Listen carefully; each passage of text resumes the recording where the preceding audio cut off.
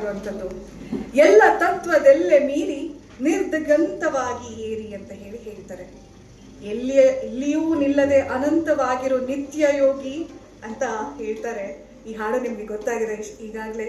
ಓ ನನ್ನ ಚೇತನ, ಮುಂಬರುವ ಈ ಸಾಧಕಿಯರು ಯಾರಿಗೂ ಜಗ್ಗದೆ ಮುನ್ನಡೆದಂಥವರು, ನಿತ್ಯ ಯೋಗಿ ಆಗುವಂತಹ ಪ್ರಯತ್ನದಲ್ಲಿ ನಿರತರಾಗಿರುವಂಥವರು.